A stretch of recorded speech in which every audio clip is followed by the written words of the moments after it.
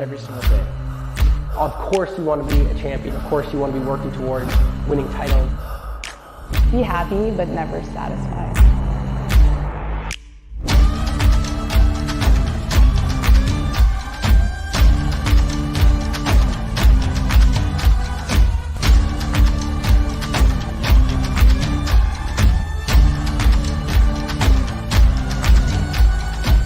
Better than ever.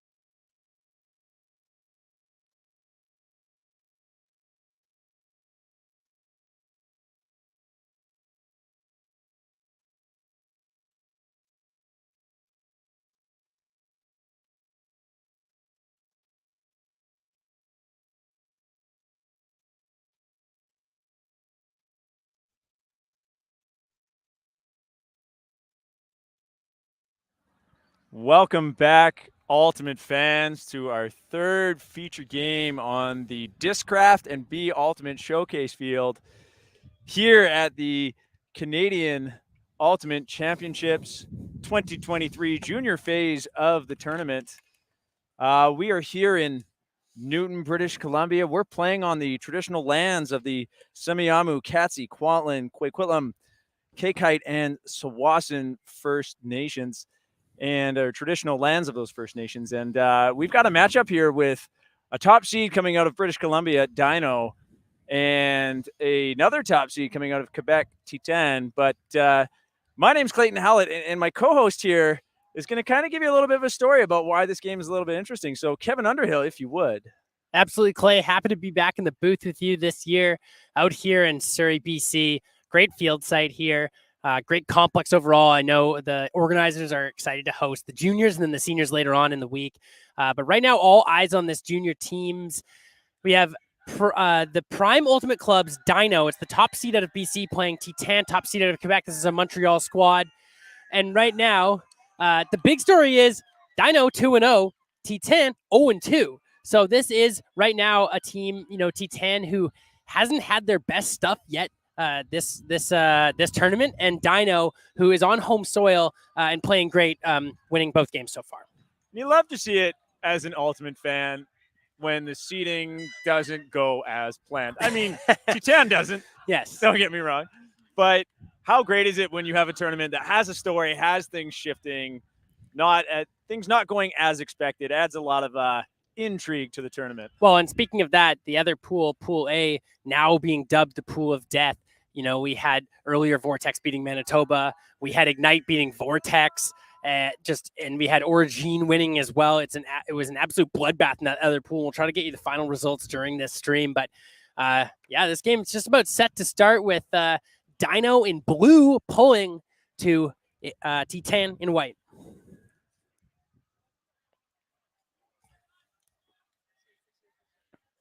Haven't had a chance to watch either of these teams play, unfortunately, as they were in a bye last round, so we didn't get to do any scouting on them, but we're off. Fox Pole is going to sail down, land inside the end zone, back corner. Dino coming right down to stop those first throws, and Titane is already stuck in the back of their end zone. But seem to be working it without much of a problem, except they seem a little stuck right now. Ul looking for an option. His throw gets picked up by the wind, and a big layout grab by number 19, Hunter Cochran, which huge grab, almost to Callahan, but just a little bit short of the end zone. Now Dino working a vertical stack, really common. Hunter Cochran doing all the work there, the double happiness to get a break off the bat. Hey, Kevin, fun fact about Hunter Cochran. You know where he's committed next year? Do not. The University of Victoria. Wow, UVic zone. Excited to hear about that. Couple of UVic boys in the booth here. Dino with an absolutely electric start, pinning Titane in that upwind end zone and just cashing in there. Hunter Cochran doing it on both sides of the disc. So we'll see how Titane responds to this. That's definitely a rough start to turn it over on your end zone line, first point of the game. The conditions, I mean, Kev, we've been seeing this all day. Like, I got here 8:30 today, no wind. Now we've got a breeze, top left of your screen, down to the bottom right. Sorry, I forgot my compass today, but it is this kind of diagonal wind we got going. The harder side to score on has typically been where Dino just scored, the left side of your screen. So that's a huge break for them in more ways than one. Absolutely. I mean, a gigantic pull to start things off all the way to the back of the end zone, and then a great sort of pressure defense to generate that turn.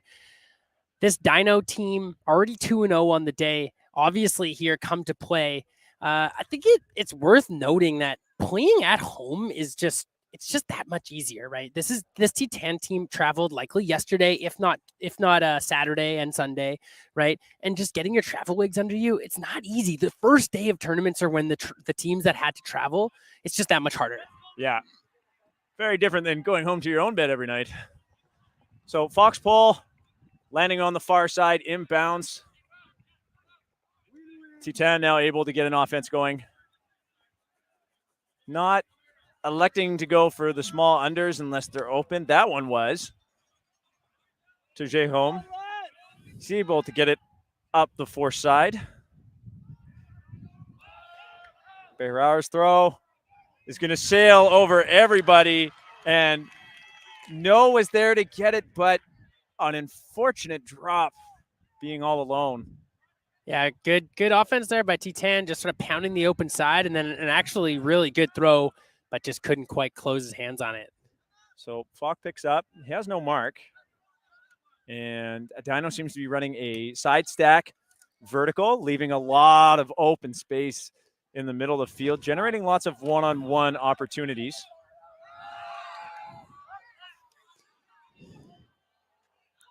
Oh, and a great athletic grab by Cochran again, fighting through that contact. And then Dino punches it in. And Clay, you can see Kobe Ma is that sort of center pivot on the D-line for this Dino team. He was the one who ripped that huck. A bit of a prayer, honestly, but when you have a big athletic receiver like Cochran down there that sealed him out, able to make that grab, again, sometimes you got to just put it up to your big players and let them make a play. Absolutely. If Cochran's going to do that, I mean, that's going to instill a lot of faith in his team that we can put it up to him and he'll bring it down. I should apologize. That was Ma's been pulling, and that was Falk with the goal. I blame my number sheet, not myself. Of course. So Titane hasn't called a timeout. Got together as a group in the middle of the field. I actually see it's kind of a neat thing I've seen out of Quebec teams in my time, Kev, is that after every point, everybody comes together in the middle. Everybody can hear the line call. Everybody can get a quick tactical tidbit from the coach. And, sometimes that kind of eliminates that need for like, oh, do we need to take a timeout and reset? No, the coach just brings everybody in, has a quick word, and like, we're still in this. Let's keep it up. Well, and that's the thing. We talked about this in the last game. as a team who goes down early, when do you take that timeout? Is it really worth taking it 2-0? You know, are you able to, because at that point they had good O, worked it up, and to be perfectly honest, should have scored, but they had an untimely drop in the end zone. And this could easily be 1-1 right now. I don't think it's any cause for concern, but this Titane team needs to see one go down. Tang's pull hits the ground early, stopped by Titane.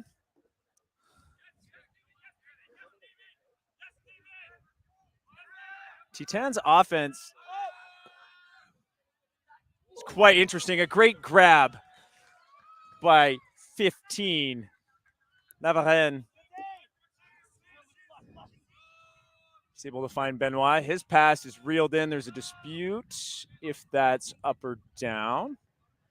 Tough to tell from here, Clay. Receiver there, I mean, a great effort to get his hands under there. It's whether or not it caught some turf on the way down. Very close. I think it's a fair call by the Dino player, but I think it's also fair that this hasn't been decided yet. Yeah, I think observer Linda was had a sight line on that, so she's gonna consult with observer Glenn Ford. We'll get an observer ruling on this.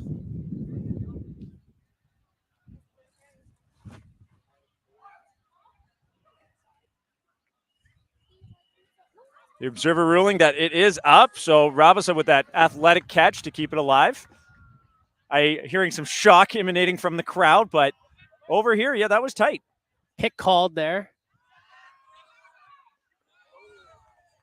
So play will stop. That catch still counts, though, because it wasn't part of the play. Benoit able to keep himself sturdy against Wilkie trying to go over the top. Linda Kudo in good position to make the call. It looks like when she made that up-down call, she was just basically squared up directly with the play. So she's in a great spot to make that call. Yeah. All right. Coming in on one. Benoit finds an under. Lancio's pass fades as he puts it up high in the air, and Wilkie's able to bring that down.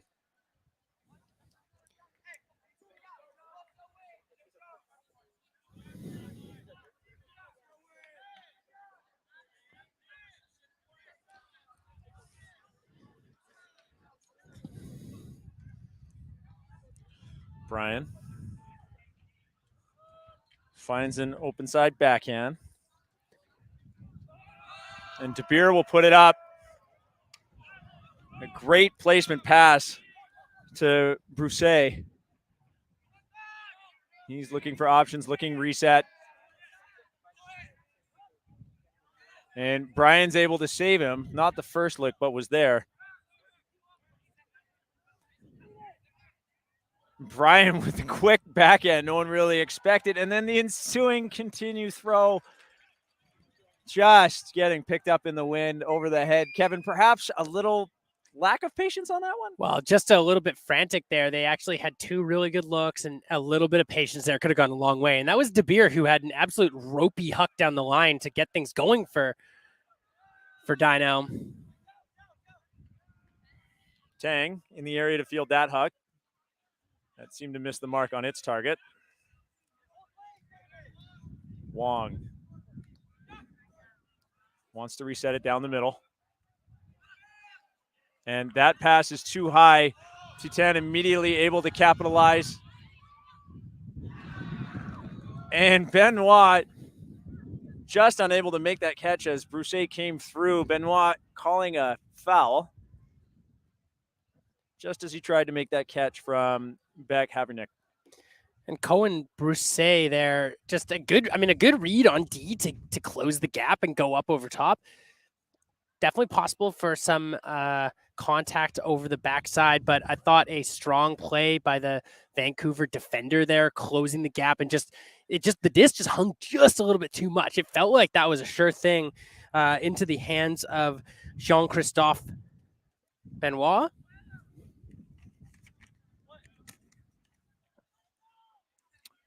So, observer Glenn asking what we're going to do with this. Foul, observer ruling there was a foul. If I'm reading observer language correctly. Never can be sure. Yeah, so indeed, observer ruling was a foul, so Benoit's going to get the disc. He was in the process, or I guess it won't matter. He'll get the catch regardless.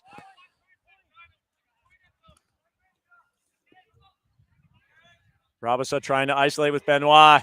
Makes a great double back cut. And the celebration from Titane. You see Arthur Rabasa first with the big layout undercatch and then finally closes the deal for Titane. A great cut, tons of space down there, good patience by the Titane players not to crowd, and gave Arthur Rabasa 2 full stall counts to make a big across the field and then get that juke back. Tons of space, great throw there. Benoit, nice finish.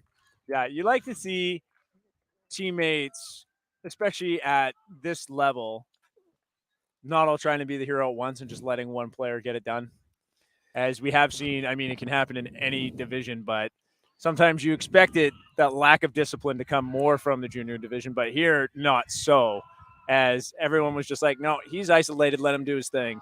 And while it only took 2 stall counts, I mean, he pretty much had the whole end zone to himself there. Yeah, and this game now, Dino leading Titane 2-1. We get our first look at this offensive unit for Dino. And really, you know, this game, you've already seen multiple turns and a little bit of impatience on both sides, and it really feels like it could go either way. And 2-1 right now for Dino feels like a fair result. Dino's looked very strong, but Titane clap back, a nice grab there, nice cut there, and good sequence to get the goal. Erazo's pull. Fielded inbounds. Dino getting it moving immediately into their side vertical stack, and a huck that is just pushed down by the wind at the last second out of the hands of Ewan. Yeah, and Griffin McCulloch there with the huck look, thought it was a good look, and they ran a sort of a set play out of a side vertical, but not unable to connect. Shigal finds Erazo. Titane now finding a little bit more rhythm in their offense. A little bit quicker movement. Not seeming so timid with their cuts against Dino as they were earlier. And that huck, tough down the sideline with, I would say, an unpredictable wind. Kev, what do you think of that shot? Yeah, they just didn't have a actual target striking to that space. So I think it was more of a wishful one where the thrower looked up, saw a good looking space and maybe receiver threatening in that area, but never actually had a target attacking that truly. McCullough elects to go deep. Oh, and number 11, Ewan had the read, but just that old 2 hands, sir. Just a little bit too casual there. And honestly, these conditions are, you just can't be too sure. McCullough trying to get that back for his team with a big athletic bid.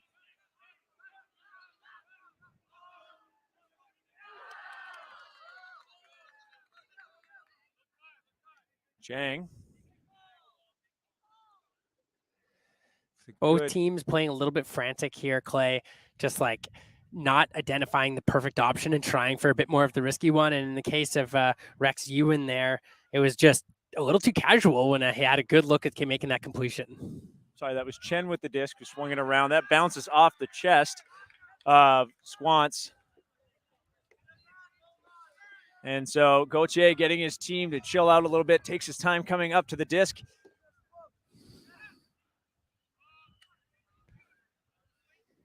He finds Erazo, who wants that open side, gets it. And some athleticism there from Jang. No shortages of great play on defense for these two teams right now. Chen finds O'Donnell.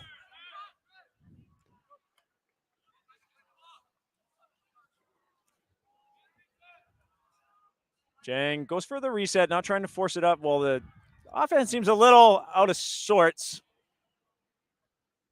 Several people cutting at once, but Chris throws. O'Donnell fakes the hammer.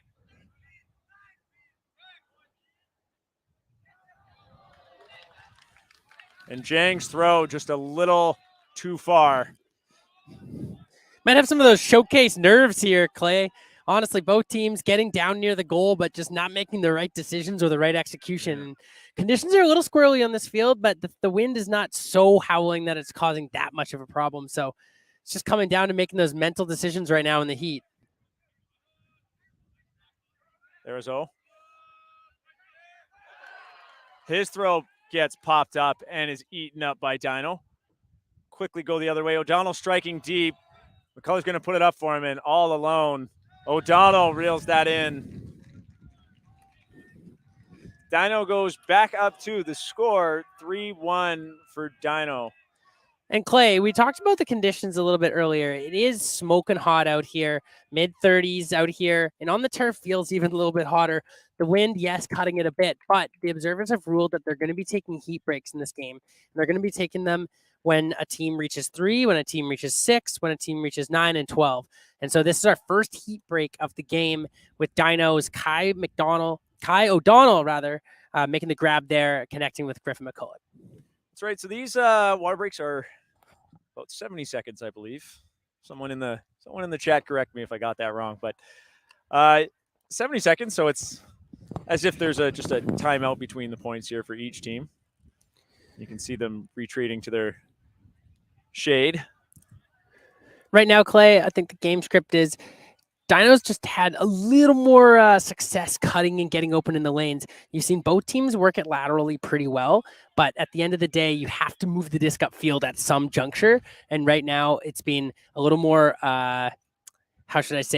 difficult, challenging shots by Titane, looking upfield for longer hucks, low percentage shots. And Dino, when they're looking their best, they're hitting dump, swing, upfield. Yeah. Dump, swing, upfield, and they're hitting that routine.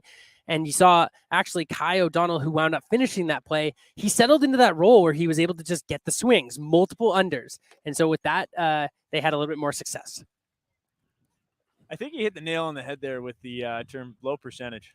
You know, we've seen Titane take a lot of shots where it's no targeted strike and just putting it up, hoping someone will get there. We've seen a lot of throws sort of right into that wind.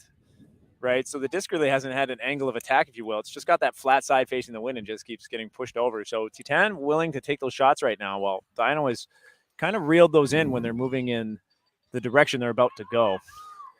Yep, we have now Dino pulling in blue. If you're just joining us against Titane in white, Dino leads 3-1 and looking for a break here to make this a 3-goal advantage. On the other side, Titane trying to hold here and keep this game tight. Maz pull, a flick pull, and it's a great one. Impressive. Titane moving the disc quick. We've seen as Dino has set up their D. That's where it's gotten more difficult for Titane. Maillot finds a reset to Vernet. Quick movement now from Titane. Seeing smart, easier shots like we're talking about to hold that possession. Vermette swings around.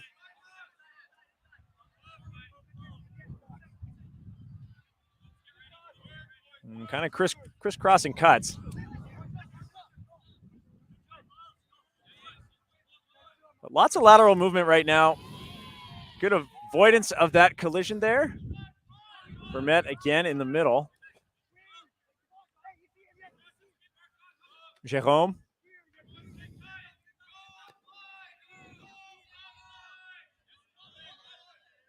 Oh, and a nice bid, but just out of the reach. And Clay, that T10 offense over the course of the whole point was just very clinical, making good choices, resetting the disc when they had to. And it just came down to right by the goal, pushing it a little bit too much, and trying a more difficult shot than just hitting a free bail. I think we've seen that several times now from Titane. Like, they have the ability to get it down. A big huck here. And that had a pretty hard edge on it. A little too difficult for Wong to get his arm underneath that, but an athletic bid nonetheless. What we're seeing from Dino is this run and gun defense offense. The D-line who gets the blocks, they're just looking to huck it from a dead disc to start. They haven't had too much success with it yet. See if they can pick up that in the second chunk of this game. Vermette finds a reset to the middle. cuts a little late from Titane right now. Dino taking advantage of that. Nevertheless, getting open on the unders. Durand finds Mayo. Pick called. I believe not part of the play, so it'll stay with Mayo. And he'll send that to Jerome. It's off his hands, but 24. We're going to get you his name because we don't have his number on our sheets here, but great presence there to clean it up. He'll get the credit he deserves. Really great heads-up play. And Titane, they wind up benefiting from what I was describing earlier as solid offense. And then that one obviously getting pretty fortunate, but nonetheless, a team you've got to be there to collect the garbage. And he was there, made the play, and cashed in. And honestly, the offensive set there from Titane looked pretty good. There was a lot of open cuts, both outs and unders, and they're really working this Dino D-line, and they're having a tough time keeping up. So right now, Dino leads 3-2, and we'll see what this Dino O-line can do in response. Kev, you know the term the commentator's curse? I certainly do. Yeah, like when we say something's going great, and then they immediately gaff whatever we're talking about. I think you just gave Titane the commentator's blessing there. Yeah, I did. Like we need to see some lateral movement, and look at that. After some big lateral movement from Titane, I mean, just like didn't seem to struggle against that defense at all. Yeah, they earned it. They've been playing good offense so far this game. Right now, they just trail by one break, and it's Dino with the 3-2 lead. Titane set to pull here, going right to left on your screen. Big hanger upwind. That's nice against the wind. Going to cut down. It's going to be collected by Dino and center to Griffin McCulloch. Number 5, McCulloch looks upfield. They run the same plays they did last time. Let's see if they can cash this one in. Great hands there by Kai O'Donnell. And he looks directly into the end zone. And it's easy for Rex Ewan. 3-pass score for this Dino offense. Great response. Dino ran the same set play as they did on the opening point there, Clay. Just identifying out of a side stack, finding a huck option. Griffin McCulloch rips it deep. Then 2 passes later, Rex Ewan cashes in for the goal. Nice and clean and tidy hold for this Dino offense. So I'll do it now so he gets the credit from before. That was previous point. Rome Obela that grabbed that goal. He's number 24. Not 25. There's a jersey error every single game. That's my experience. You get given one thing and it turns out it's the other, and we just got to battle through it, Clay. You make do. In the meantime, this Dino offense looking pretty tidy on that last point. One thing I am noticing, Clay, is this Dino O is relying on Griffin McCulloch's long ball. He hucked 2 in the first point, and he just hucked 1 there. And I feel like it's one of those situations is when it's on and working, it can be really, really deadly. But if it starts to falter a little, it gives the other team an opportunity to this. Frankly, the hucks just are lower percentage throws at all times. So when he's on, I imagine it's an absolutely electric play. And when it's not always working, could be trouble. So number 11, Badeau, is going to bring this to the middle.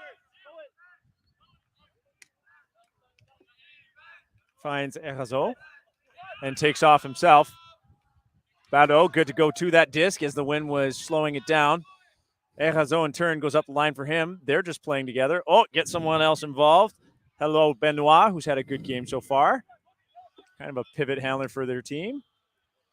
Erazo looking for options. Badeau. And Benoit will put that in back to Erazo.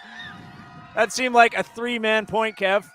Oh, and just absolutely clinical. One thing I really liked out of that Titane offense is every time they got something up there to the open side, the first look was getting it back to the break side. Instead of just stuffing it down this open side, which is close to the camera, 2-3 cutters in a row, receive the disc, quick pivot to the backhand, we're able to move it, go out to that backhand side. When you hold the disc on this high side, closer to where the crowd is, it's just that much easier. So great instinctual offense by this Titane group there.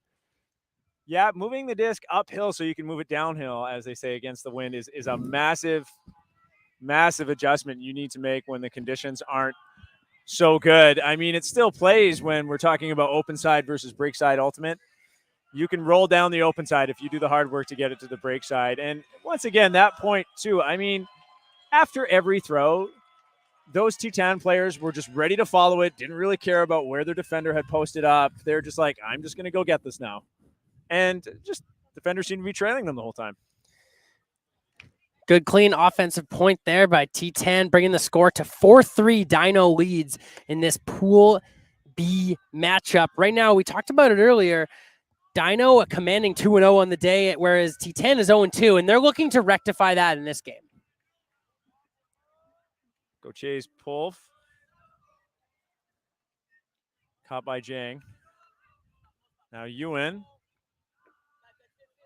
is able to find O'Donnell. A lot of room in the middle of the field thanks to that side stack. And once they get it into the side stack, it seems that Dino is just happy to small passes up the gun. But that pass that was caught by Jang was in fact caught out of bounds. And Clay, that far sideline has been deceptive all day on this showcase field. And I'm not sure if it's the sort of faded blue line they have chalked out here, or if it's just because it's kind of close up to the sidelines, but there's been multiple outs. Patience shown by Titane. Gauthier looking for all the options, any option. He'll look for a dump.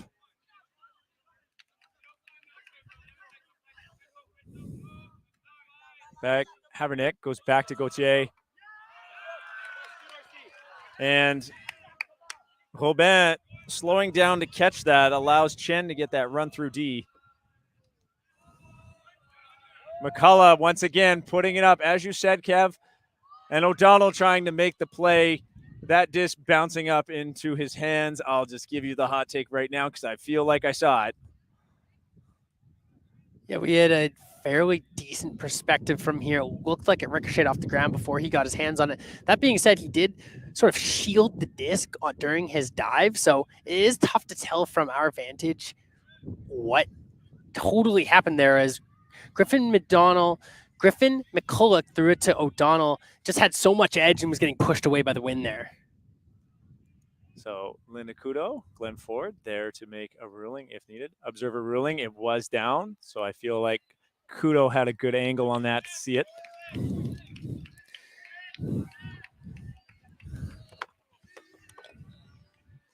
So Beck Havernick will pick up. Oh, Dino playing some really pressure defense, stifling those first few looks. That disc will go up high to Gauthier. Ooh, just goes over everybody. You see the taps on the head from the sideline on his head. What a great grab. Uh-oh. Lancio's pass to Gauthier again. He keeps it in. Beck Havernick looking for options. His pass kind of high, but that's brought down by No. Drouin. Oh, just a little too far off the fingertips. Even the Dino players giving credit for that bid. That was No stretching out, but just a little too far. And it looks like we have an injury signal. That was some pretty heavy contact, yeah. And yeah, it looks like Gauthier is coming off from the deep in the backfield after making two sensational grabs in that point. This may be a double injury sub here situation for Titane as they subbed off Gauthier, and it looks like the player with the big bid there is also going to go off. Yeah, hot turf, not necessarily forgiving when you're putting your body on the line like that. And to do it twice, that definitely puts a big demand, even on junior players.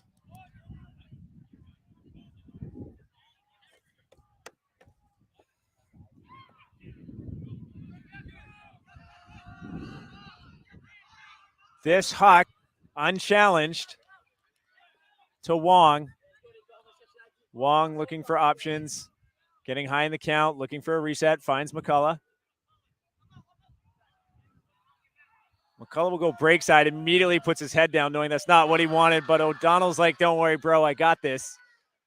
But a foul called. I'm thinking a push off or the old hand on the shoulder. I think Kai O'Donnell was the last one of the party there going up and reeling that down. I'm not totally sure where the contact was. I think it was before when the disc was in the air. McCulloch sort of putting his receivers in a bit of a tough spot there by hanging it up so high and allowing the defense to gather up underneath it. So I believe that's Erazo, one of the two Erazos, as there is both Rafael and Pablo on Titane. It's made it real simple for us as they have the same haircut. And their numbers are 1 and 7. All right, so that disc will go back to McCulloch. So contested foul.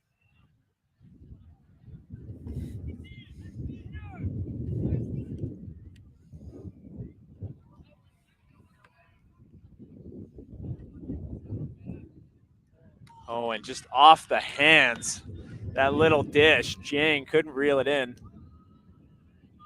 And that pass kicks up. Erazo looking for options.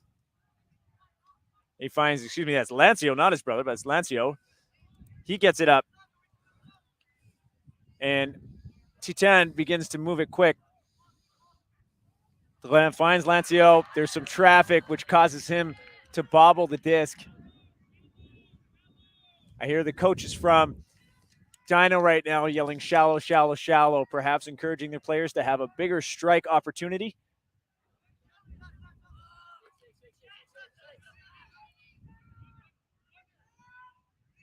Dino once again happy to dump it if they don't get the first looks. Jiang finds Ewan in the middle. That bounces off his hands. And Wong unable to get there.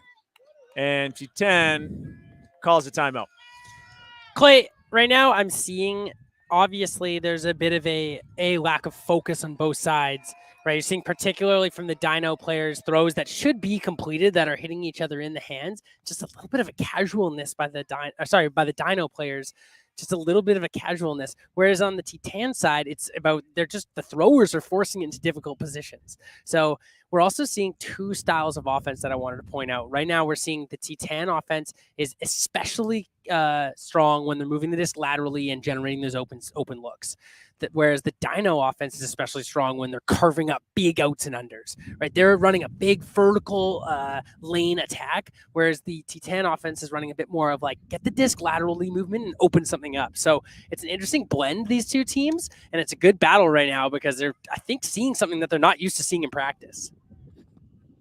I'm also curious to see which team will maybe decide to adapt or change it up first. I wouldn't say that either team has come up with a defense that's totally shutting down the offenses, right? It's more, we're just seeing more errors in those difficult positions and the lack of focus, like you're saying. I wouldn't say either team is showing up with a defense that's just unbreakable right now and requires an adaptation. Definitely not. And with the conditions right now, like you talked about, first thing in the morning, not as windy. It's very common for here out in Surrey. It picks up wind a little bit in the afternoon as the day goes on. So we'll see who's first to adapt. Beck Habernick finds the third cut out of a vertical. That will get to Lancio.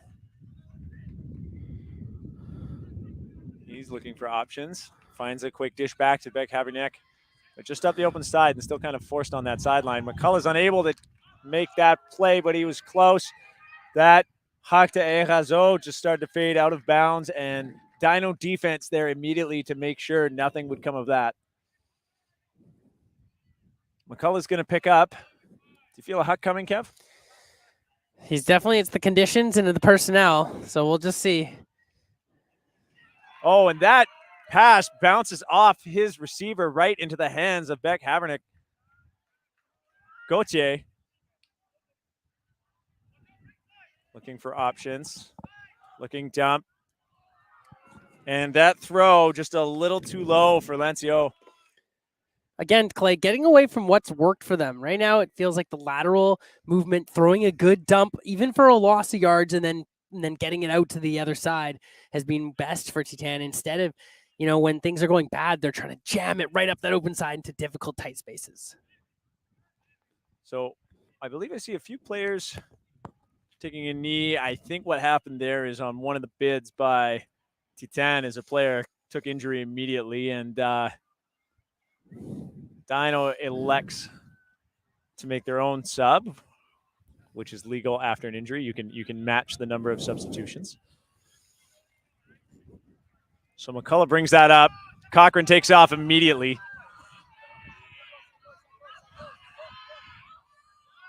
And just as he was reining that in after the good read, some good backup defense there from Titane that forced that out of his hands. Gauthier.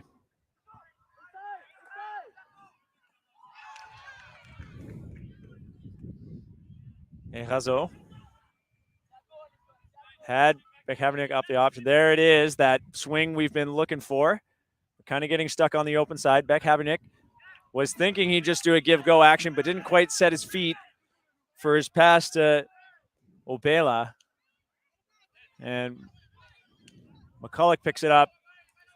O'Donnell with the juke, not quite there, so McCulloch elects to go under.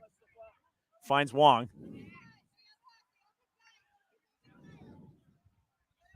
Jang. Resets back to McCulloch. O'Donnell's creeping deep. Probably a little late for McCulloch, so he resets to Jang with a good up-the-line cut. O'Donnell now at the doorstep. And his pass, perhaps just that lack of extra focus or zip, Kev, can't quite push the disc all the way into the end zone. It's extra important when you get by the end zone here, Clay, to make everything count, especially in this downwind sideline. Throws are that much more difficult the closer you get to this sideline. Obela. He'll dish that to Gauthier. Gauthier finds Bekhavernik up the line, power position. That is momentum. Elects to throw a scoober back to Obela. And Razo will put that up for a few players going deep. I don't know quite who the target was. It's high, and Jang is there to clean it up. Kevin, I think we mentioned earlier, Titane has taken some shots to, that's like a, let's say, not designated target, if you will. Just kind of, there's a few people deep. I'll take it. And I think we just saw that again. Yeah, what we're seeing here, Clay, is as both teams approach the end zone, they get a little too excited to try to find the goal in one pass, right? And I know on teams that I've been, we try to preach that extra value of the disc, especially as you get down near the end zone. Run the give and go, get the disc moving in the backfield, generate a little bit. You know, in that case there, they got the nice scooper over the top, and then they moved it up to the middle. You know, they were inside the brick mark, and they had a good chance of getting a goal, and it was thrown to a heavily contested area. 2 defenders, 3 offenders going for the disc, right? It's always going to favor the defense when it gets really busy. So in that case, you know, what I would love to see from the Titane there, from the Titane offense, is just patience. 2, 3, 4 stalls, flip a bail, and get set up in your end zone set. You're going to have such a higher percentage chance when you have your running end zone as opposed to try to take risky throws into difficult scenarios. So McCulloch called the timeout as he ran to pick that up. Timeouts are short, 70 seconds. So I'm pretty surprised that all the players went to the sideline. I'm not going to lie. It's really not a lot of time, but perhaps that's a plan. Run to the sideline, get some shade, get some info from coach. They do end up getting in position just down to the wire before Dino's required to freeze, so I guess it worked out. Yeah, it could just be simply in today's game, you just got to get shade. You Yeah. know, it's cooking out here. So McCulloch with a vertical stack in the middle facing him, as we've seen Dino favor the side stack. It's Ewan from the back. Will put up a big flick bomb that may sail back in, but was actually never in as it went right over our heads. So observer Kudo has marked just to our left here. We're at about the center of the field, just to our left where the disc went out. So this puts Titane in a fairly favorable position, especially working to score on the harder side of the field right now. Yeah, and, you know, this is an opportunity for them to do what we've been talking about, which is get that disc centered, run their set end zone here, see what they can do about it. Gauthier looks off Bekhavernik and then goes back to him.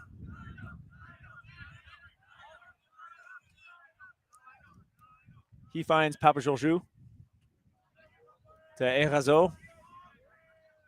And a good grab, quick by Beck Havlicek. Back to Echazo, little give-go action between the two of them. And then there Beck it is. Havlicek is able to punch that into Obela. Kevin, once again, your blessing. I think you called it. Yeah, Titane can send me a check in the mail later as they've ran nice patient O there. They just went give, go.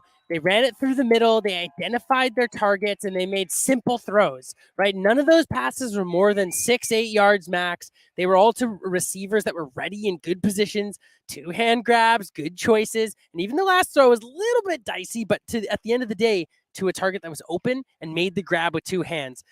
This is that sort of patient offense that we saw a little bit earlier from Titane. When it's looking its best, it looks unstoppable because they're hitting open targets for good options, right? When it looks sketchy, let's call it, is they're just ripping into trouble areas. Hopefully there'll be some input from their coaches. I mean, it probably is. Sometimes it comes down to discipline. Sometimes it's just making sure that everybody has a chance to get that old bad habits out of their system and get on the field, maybe make a mistake and then get in, settle into how they're supposed to play. The score, 4-4.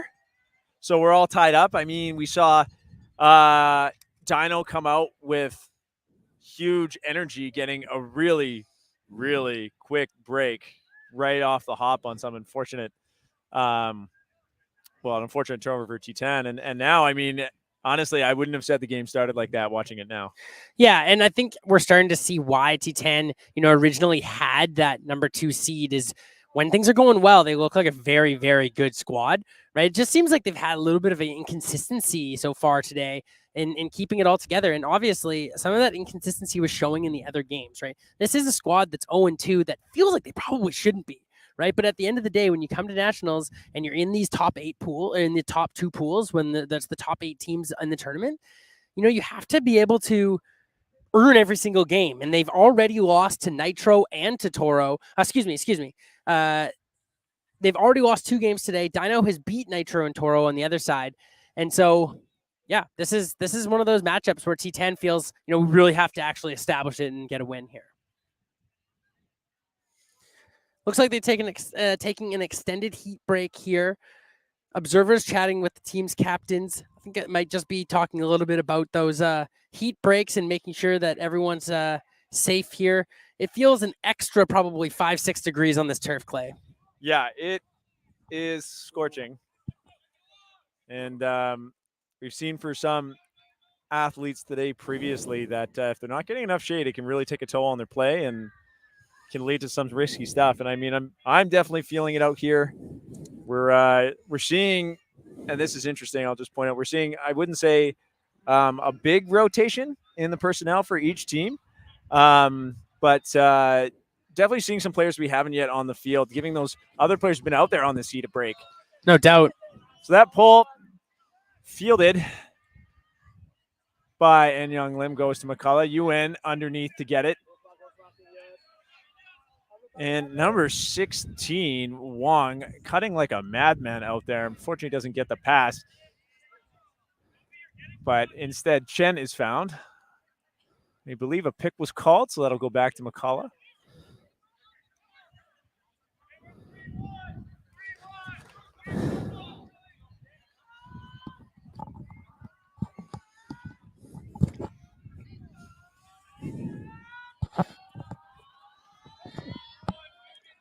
So that's sorted out. Disc comes in.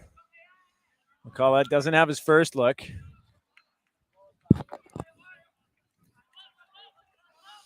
Wong looking for McCullough, but that's picked up by Chen. Chen goes back to McCullough.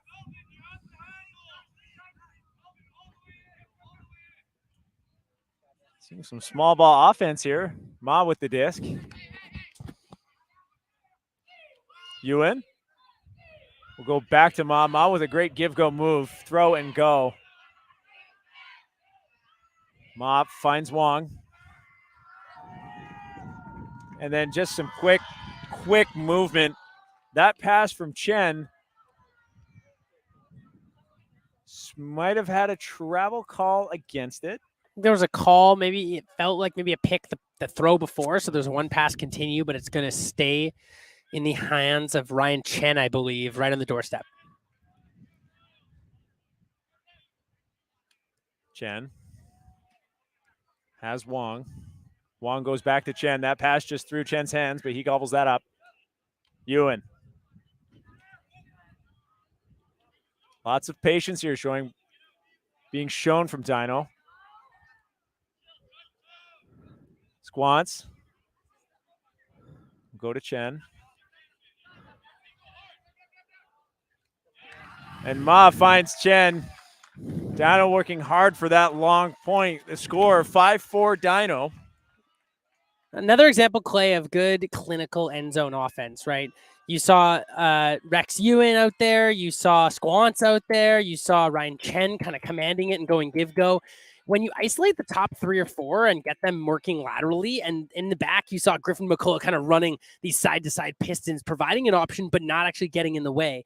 Overall, I think the Dino coaches are going to be pretty happy about how they ran that end zone offense. And it's another example is they just didn't throw any risky throws that point. And that makes a huge difference when you're trying to play clean offense. Yeah, I won't say you want to take 100 safe throws, but if you have to take 20 safe throws rather than risking it to get the goal, always worth it. Yeah, and they ran a great sequence off the start there. They worked the disc up nice and clean and got themselves up there, right?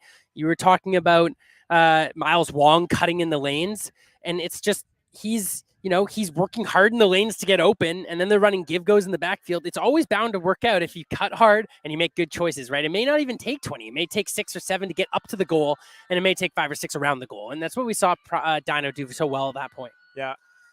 Kind of, I wouldn't say refreshing, but I mean, we haven't seen that a lot from him either. We've seen just some big, highlight reel bombs coming from their throwers. And now to see that clinical offense shows Dino's got everything in their tool belt.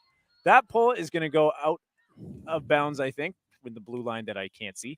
But it is out of bounds. It wouldn't be a stretch to call this a little bit messy so far, but the last couple points, both teams really tidied it up. Half will be taken at 6. Obela looking for options. He'll find an under reset to number 14, Gigale, but looks like number 7 number 1, Ma able to get that D.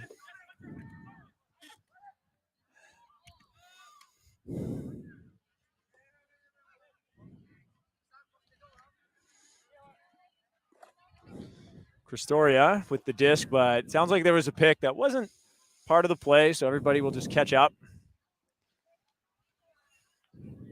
Cochran in the deep space by himself. Kind of dangerous, as Dino's shown, as he's brought some big ones down.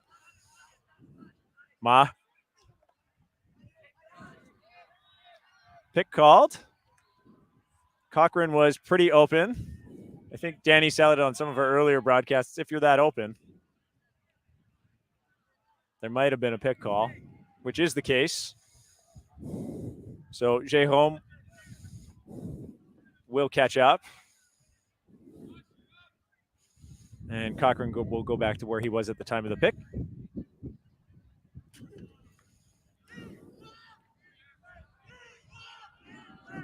Mott elects to dump to Brian.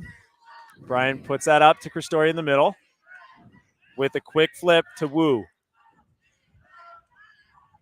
Mott, Cristoria, just working in the handlers, just like last point. Different personnel, but same plan. Wu finds Cochran. That is in goal. Dino will take half on that break. The score is 6-4. Kevin, I mean, second point in a row where we just saw really crisp, focused, decision-oriented end zone. And you see Kobe Ma kind of commanding the backfield there with Cristoria. And they're doing a good job. They're running out the break side. They never got caught coming too far down on the downwind side. They always had it centered or up there on the break side. And you see Hunter Cochran gets available, third goal of the game for the big man. And it's just that D-line is just finding their rhythm. And when they get the turns, they didn't give anything back. And that's so frustrating from an offensive perspective from Titane there. They have one turn and they just can't earn it back, and they get it and they get scored on. So kudos to that Dino D-line earning the break there. Well, score of 6-4, and unlike our earlier open game, we're actually taking half of a decent hour. So we are just about time-wise, maybe I would say 55, 60% way through the game. So there is some time for Titane to come back here. We're going to take a break for halftime, and we'll be back with you shortly.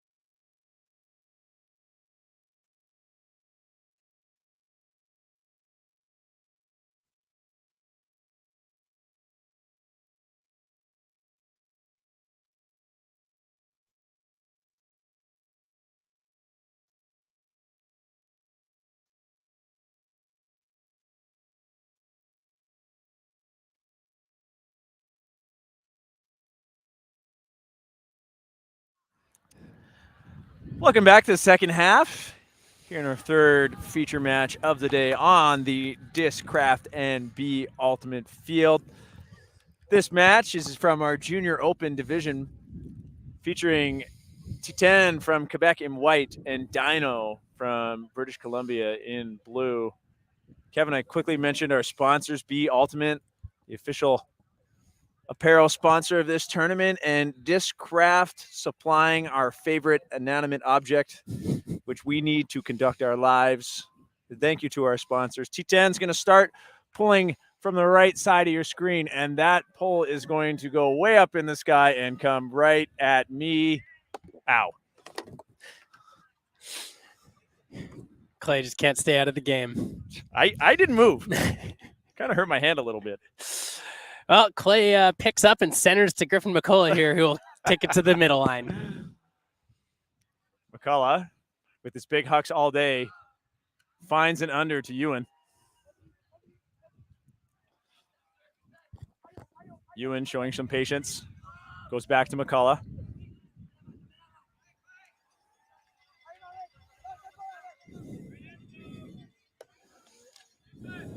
Chen didn't really have any options. Has to look at McCullough. Runs out of time. Pitches that out to Ewan, who is there to get that right on the goal line. And he'll find an outstretching receiver. That was Schwantz, just extending and keeping his toes in, as Dino will start with a hold. And a clean one at that, Clay. They ran a beautiful set play to get the first 35 yards of the field in 2 passes. McCullough hitting Ewan out of that sort of split stack horizontal that they were offering there. Sometimes, it can't be overstated how important that first point at a half is. And counter to how they started the first half, where Dino had 2-3 huck turnovers in their first point, seems like they've really settled down. And I probably attribute this to a coaching adjustment where they're like, let's take unders, let's take swings. Those are the things that are working out. And you saw it by their set play there was actually geared towards sending some people deep and then actually hitting an under to start things off. So they're making the adaptations that they need on the fly, and it's paying off. They've had 2 clean O holds in a row now. Really enjoy watching teams make those changes after getting through that big burst of excitement in the first few points and then settling into, okay, here's how we're going to win. We see Dino really employing that in their offense right now. And Titane's done it too. It just seems, a lead established early on in the game has kind of held through until now. So some familiar faces for Titane out there. We've seen Beck Havionek doing a lot of the work in the backfield as he receives the pull. And he'll flip it to Berard, who has a give-go going on with him. But it's not there, so Beck Havionek looking for a reset. He'll break around to Erazo. And unfortunately, that will just bounce off the hands for Berard. And hearing some audibles from the Dino sideline from the coaches on a look that they want to see. So Ma takes his time so his team can set up. Finds Wu underneath. Wu looking for options, has a big open reset. That bobbles, but is reeled in. But that pass is poached off. So Hyun's pass not hitting the mark, and Origine has a chance to hold. So Louis Giguère there with the block, and then he gets the under right after. Beck Havionek looking for options downfield, finds it. Didn't really bother to look reset.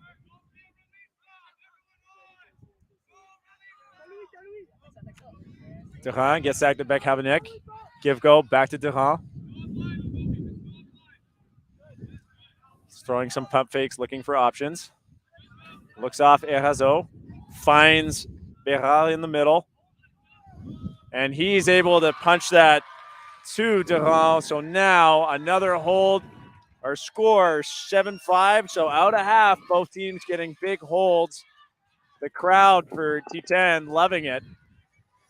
And Titane just making the most of this open side there. Honestly, Clay, they were just hitting open side throw, open side throw, open side throw, and that the credit there goes to the cutting staff and the handlers for generating those upline looks, right? Dino doing a good job with their marks, not letting anything come out back to the middle, and doing what they probably want to do, which is get them to stuff it down just 1/3 of the field.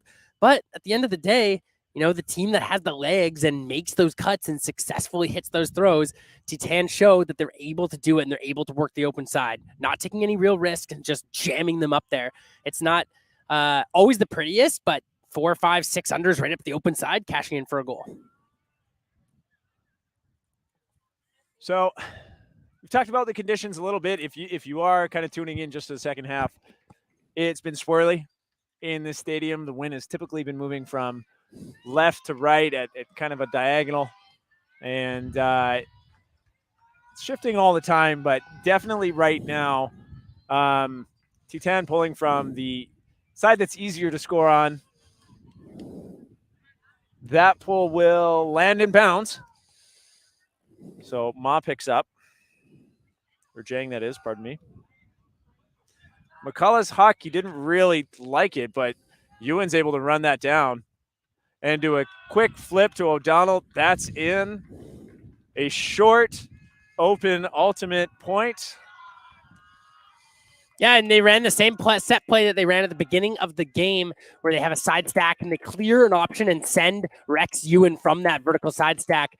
And when McCullough is hitting his shots, they look good. And again, it goes counter to what we said in the last point where they were hammering the unders. And it looks like they're just trying to keep Titane on their toes, keep them not sure what to expect, and allowing Rex Ewan, surely a top cutter in this division, kind of cook up there in the lanes. He's looked very good this second half especially.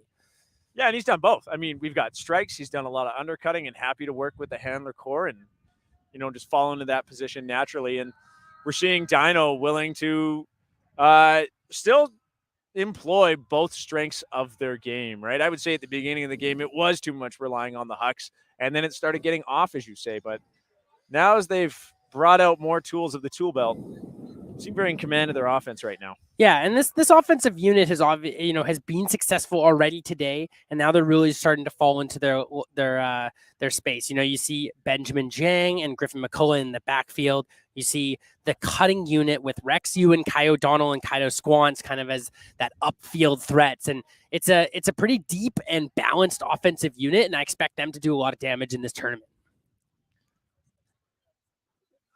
Dino's pull will land in bounds, kind of low, so Titane's able to get a few passes off until getting it to the center in Durand's hand, and we're seeing a zone look from Dino. We haven't seen this yet.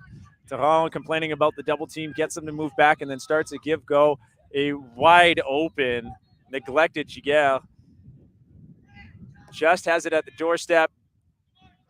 Running out of time, looking like he might take a risky throw here. But no, instead, he's able to find Obela, excuse me. Obela doesn't like that look. Breaks around, and a big outstretching bid, except an immediate foul call, a push-off. Number 21 on Dino, De Beer, arguing that bid by a number, unfortunately, I believe that's Mayo, that his bid was sullied by a push-off before making that run, but I'm sorry, that's not Mayo. I cannot see who made that catch right now. I'll get credit where credit is deserved in just a moment.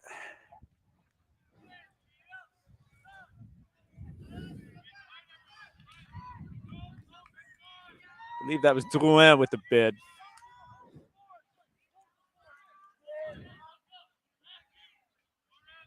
Obela finds Giguère in about the same spot. Giguère taking over on that sideline, but once again, the play is waved off. It is argued there is a stall down call made by Sabanin against Obela. Right now, Clay, what I'm seeing in the T10 backfield is there isn't really a good option for a dump or a bail, we want to say. And that right now, Romain Robelais is just sort of staring into stagnant and people trying to just generate something out of the stack. And, it would go a long way to just have an opportunity to move the disc into the backfield. Yeah, scoring 2 or 3 passes rather than one, right? Obele goes to Giguel again. That one just a little too inside. And Eli Bryan is able to make a play and take that away. Bryan giving his team a chance to set up. Finds Wong. And Wong goes through to Brousset. Back to Wong. And Wong will call a timeout. Timeout, 70 seconds long. We saw teams earlier retreating to shade. Yeah, and this Dino offensive, like the D-line offense, has shown that they've been able to take care of the disc, right? With guys like Zach Wong and Kobe Ma kind of giving, going, running and controlling that offense with Christoria. It's when they're able to do it well, it looks clean, it looks sustainable, it looks like they could scale it up or down against really good teams or against the weaker teams. It just requires that extra level of patience. And when we get into the later halves of games, hot games, windy games, that's when that patience and that sort of mental strength and the mental fortitude to be able to make good decisions, that's when it becomes very difficult. So it's an extra chance here, I feel like, through a timeout just to stabilize everything and then make good choices coming in this timeout. And if they're able to do that, they should be able to work it up.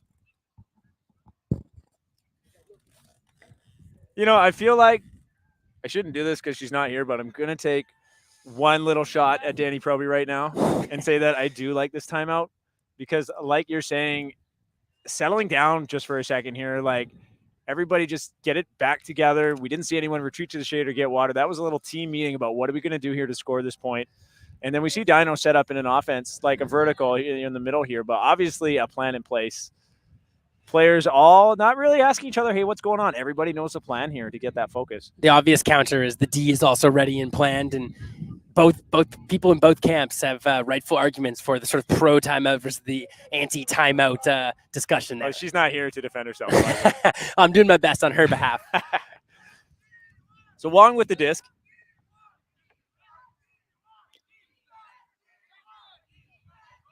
And set play, a strike off the front of the stack. They go for it to Brousset. That's hanging lots of coverage. And Obelad there to eat that up. Or Giguer, excuse me, there to eat that up. Obelad with the disc now.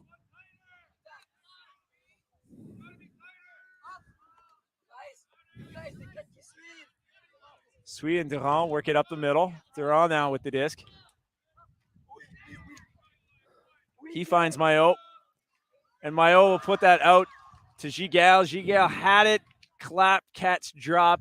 You hate to see it. Again, just sort of pounding this open side. The sustainability of this offense is tough. It's 3, 4, 5 tough throws, tough catches in a row. And even though the last one looked fairly routine, it's still everything's got to be perfect for it to all line up.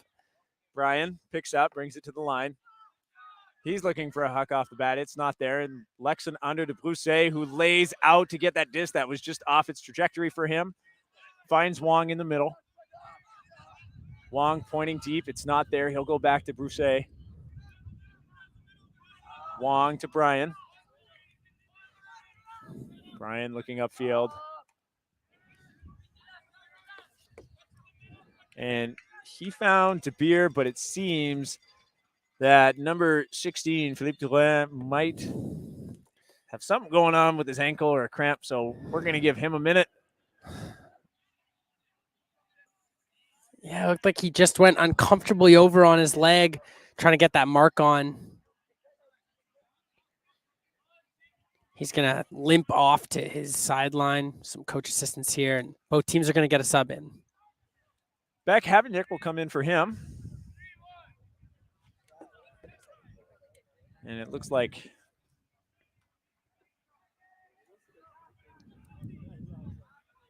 Wu comes on for his teammate. I believe that was Wong that went off. So DeBeer with the disc.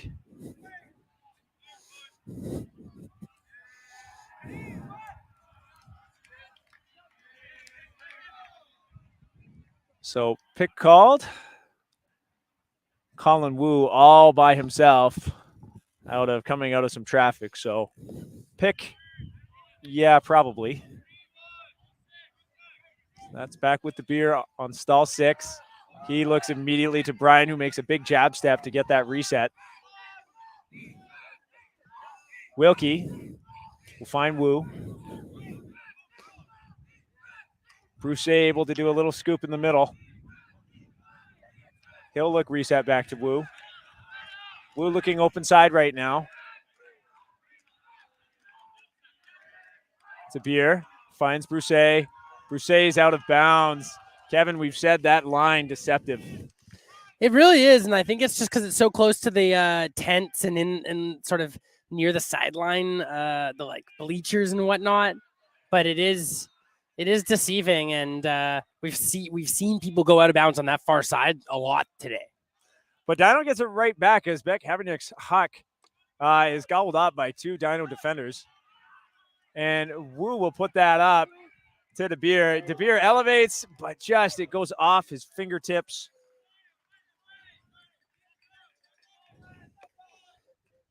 And Louis Beck Havernick did a good job. He went up at speed. I think if he doesn't go up there, even though he's not going to get the block, if he doesn't go up there, that's a completion. I agree. That pressure really important sometimes, even if you can't touch it. That pass picked up in the wind. Mayo is unable to field it as it just extends past him, or just out of his fingertips at the last second. Brian picking up for Dino. Looking upfield, resets to the middle to Wu. Wu finds Wong. They jump into a give-go. Wu goes up the line. It's not there, but Brian's wide open. Brian takes off in a give-go. Wu back to Brian. Oh, and that pass gets caught in the wind, and now Beck Havernick and Mayo just having a little dish session back and forth to make up 20 yards.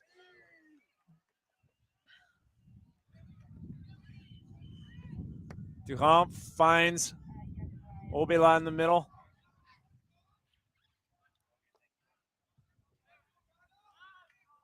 And Obela's pass, some sort of miscommunication for Titane there, as Wu just says thank you very much and fields that pass. You can see the frustration starting to boil over for both teams here, as both teams are making uncharacteristic drops and miscues. What'd you just say? Another one there at the front of the goal line. This is a long point. Hands are on knees. This is very, very, after seeing several really clean points in a row, to see this several back and forth turn. And I'm not even going to blame the win. This is fatigue and poor decision making. And Brian on Dino will call a timeout. The second timeout of this point called by Dino. So they have no more timeouts this half because you get 2 per half here at the Canadian Ultimate Championships. And Clay, it sounds like we're 13 minutes away from cap right now. Or 17 minutes away from cap, I suppose. And, at that juncture, then it's when the horn goes, that's the last point of the game, unless the next one's universe. That's right. And with a 3-point lead, you're feeling pretty good. If you're a Dino fan, you try to keep yourself feeling good if you're Dino or a Dino coach, right? You don't want to get that complacency. Scoring 2 points and getting it within 1 before the horn goes is enough to keep the game going throughout the cap. So, and I mean, Titane here is scoring on the side that, like we said, is trying to be easier. So they are at advantage with their field side, but it is Dino who has possession right now. And to be perfectly honest, the Titane offense has had plenty of chances to pop one in here. They've had really good looks, and they just haven't been able to capitalize. And right now, that's killing them. So Brian with the disc. Mayo will set up the mark on him. Dino set up in a big spread offense with no one really around the disc, trying to isolate a lot of space out in the main area. And nothing there for Wu, and it's blocked by Mayo. A huge block at this juncture. We were just talking about the lead and the timing. This, I'd say, is a must-do for Titane right now. So Beck Habernick looking to punch it in. And he does to Mayo. Mayo with the double happiness. Hand block and the juke cut to get the goal. Ludovic Mayo with the block and the goal. It's tough when it's tough to play defense when they gave him about 9 stalls to get open there. It's kind of a do or die situation for Titane. They gave him the entire stall count, and then late in the count, a quick break came off, and it's just not much you can do when you're the Dino D there. No, as a player, when you're playing defense, once you've been defending someone for 5-6 seconds, you're very used to having the burst energy for that, right? Because it's really common that, well, most offenses that most teams run, if I can shut down my check for that long, at that point, they've probably been looked off as an option. And the person with the disc is going to swing it or dump it or go to someone else. But, you know, you can have that lapse and just say, oh, I can stop playing Dino and get scored on. Or you're like, oh, man, playing defense for 10 seconds is exhausting. I never have to do this. Especially in conditions like we have here today, Clay, and I think they identified that. The risk there is if it's not there, it's a turnover, right? It's, you know, if you look away at stall 2 or 3, you have some more options to go to and likely keep the disc alive. But that was a goal or bust situation for Titane, and they cashed in. So Beck Habernick with the pull. Dino leads 8-6 in this Pool B matchup. McCullough looking for options. Has lots of players open deep, but Ewan comes under for the small ball. O'Donnell. Oh, Jukes' his guy. He's got a free cut now. So Ewan takes the shot, but the throw is just poorly executed. Yeah, I mean, that was a freebie.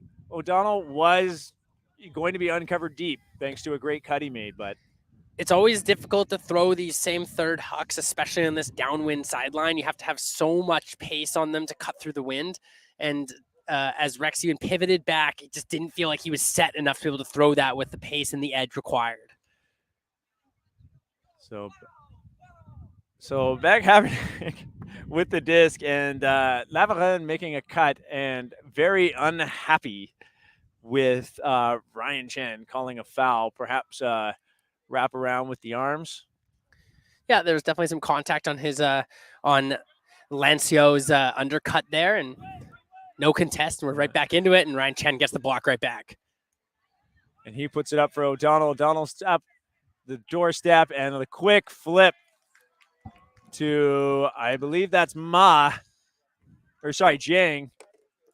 Excuse me. Yeah, that's Benjamin Jang with the goal. And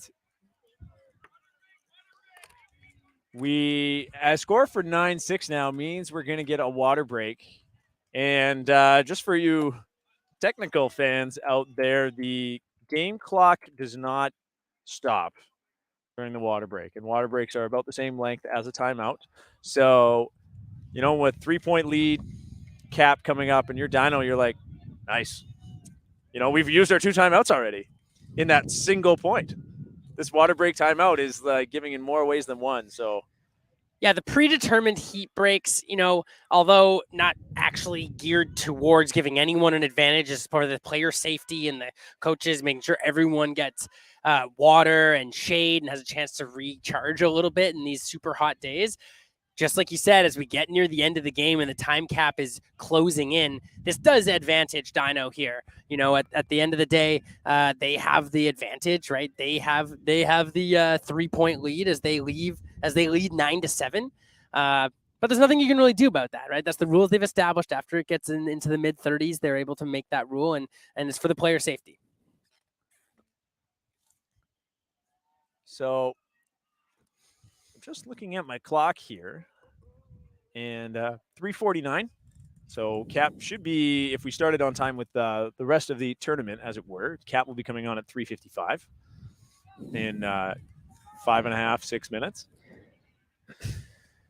Dino looks like they are in position to finish the day and their pool 3-0 heading into the crossover section. Whereas Titane, a tough day for Titane, long travel in from Quebec and it's tough to say what happened in the rest of their games, but in this game, just not looking quite as sharp as Dino, right? Obviously, Dino, the number 2 seed overall, is going to be a tough foe no matter what, but this Titane team just hasn't had their best stuff today, I think it's fair to say. That pull will land in bounds. And Titane trying to get some stuff going quickly. Breard working with Obela, but it's not there. Sui trying to make something happen. He takes off. Breard.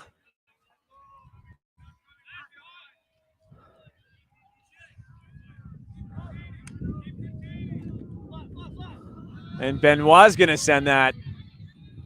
It hangs a little bit and gives Cochran a chance. Man, I'm glad he's going to UVic. Sorry, I'm just going to say it. I'll put it out there. He's been wonderful to watch this game getting up in the air. UVic fans have a lot to be excited about, no doubt. And Cochran, he's kind of playing a good sandwich of a game. He played very well at the start, got some blocks and goals. Now he's having a good finish as well. Great track down there as that disc hung up. So Ma will run that up. Cochran, the initiating cutter, he'll come under as he's protected from going deep by Jérôme.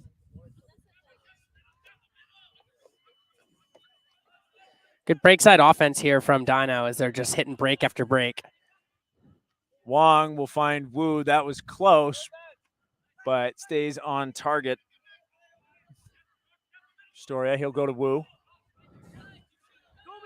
And Clay, this is when the Dino offense has looked its best, when they're just resetting the disc and keeping it alive. Yeah. Cochran. He'll put that up. Wynn catches that. There's going to be a second effort. But no, too far, and that edge allows Benoit to cash in that defensive play. He'll swing immediately to Breard. To Obelat. Back to Breard. Sui finds Benoit. Flips that to Breard. Oh, and a massive layout D by Ma. Ma read that so well, saw that throw coming. Eyes lit up.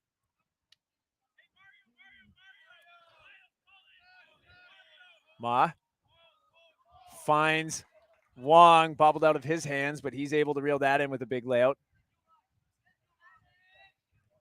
Wu to Wong. He'll go for Ma. Double coverage.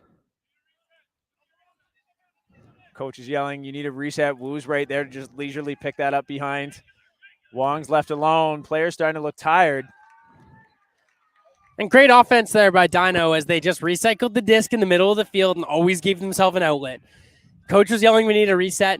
And they certainly had the option there at the end, right? Just that much more legs, a little more hungry than the T10T, always able to reset the disc up the middle.